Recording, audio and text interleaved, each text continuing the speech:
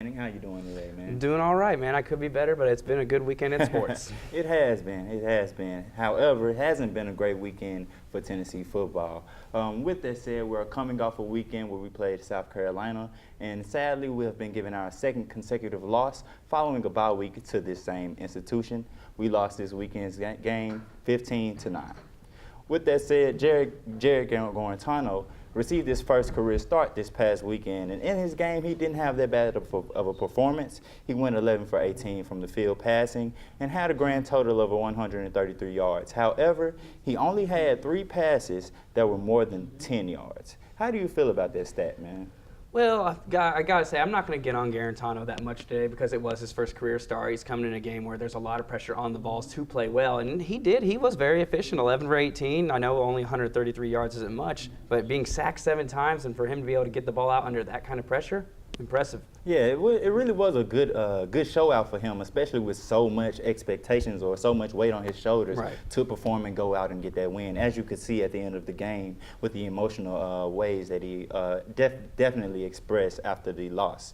With that said, the running core for the Tennessee Volunteers this past weekend were held to a minimal amount of yards this weekend. John Kelly only had 58 yards. His longest rush was 24. And Todd Chandler had 4 carries this weekend for a grand total of 45, and his longest rush was 30 yards. With that said, how do you feel about South Carolina's defense and the pressure that they caused up front with their front 7? It was expected. I expected it. It was something that I expected, especially coming off their performance last week. John Kelly, you have probably his worst game of the season with only 3.6 yards per carry. Ty Chandler, 4 carries, 45 yards. Not bad, but you got to think 30 of those yards came on 1 run. Right. So South Carolina's defense did an excellent job at holding Tennessee out of the end zone, especially. Mm-hmm. And with that said, Tennessee did a good job of keeping South Carolina out of the end zone at the beginning of the game, at least, and kept them from converting on third down. South Carolina began the game 0 for 6 on third down conversions. However, as halftime came, the South Carolina regime or their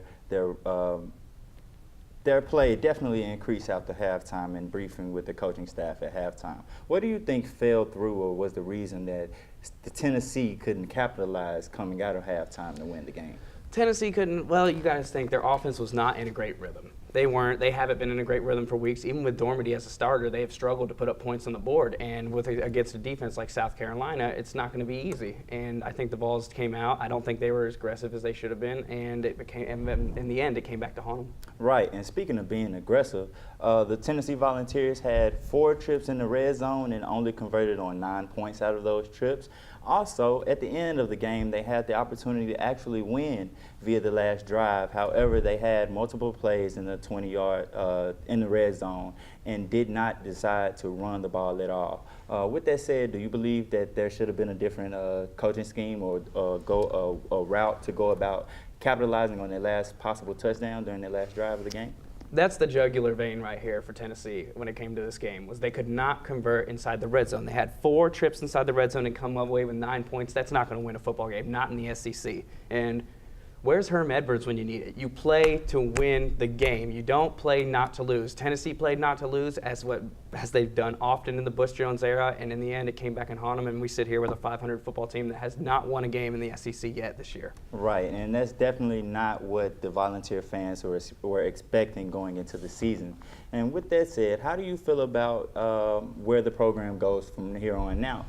Maybe there may be coaching changes or maybe scheme changes throughout the rest of the season to see if the team can possibly recuperate, come back together and finish the win-out games for the rest of the season. Well, Nick, I hate to say it, but I do expect there to be a coaching change at some point within the next year. I don't expect it to happen mid-season because I don't think John Curry is going to make that decision, but I think it's going to be a rough slide for Tennessee. I really do. I think they'll win some games to close out the year, but as of right now, this team is just not in a good place. They're not in a good mental state, and it's really came back to haunt them, and Butch Jones is trying to say all the right things, but yeah, at the end of the day, it's going to be rough sledding for Tennessee for the rest of the year, and I hate to say it. Right, and Tennessee they had 8 snaps inside of the 20-yard line. However, all of those snaps only accounted for negative 17 yards. Nothing positive about being in the red zone. With that said, definitely there will be some changes in the near future. It may not be in the next week or the next 2 weeks or so. However, pretty much more than likely going to happen pretty soon. Maybe after the season happens, just to keep from too much turmoil or controversy coming about in the locker room during this season. And with that said, how do you feel about next week? Is about against Alabama in Tuscaloosa. Next week is going to be a slaughter. Next week is not going to be good for Tennessee fans. I don't know if they'll even show their face after next week because because you're going against the #1 ranked team. You're going against a Nick Saban coach defense. You're going against an offense that grounds and pounds the ball up the field. It's good. They're a 34-point underdog. That's the largest in school history, and they're a 34-point underdog for a reason. Okay, so what do you see the score ended up being, the final score for next week's game in Tuscaloosa? I know the Volunteer faithful are going to hate me for this, and I apologize deeply, but it's going to, my final score, I got Alabama 49-0. That is kind of harsh. However, I'm going to give them 3 points. I mean, we got 9 points in the first half via field goals. I feel as if they'll get to the red zone or at least into field goal range, maybe once or twice this upcoming weekend against Alabama.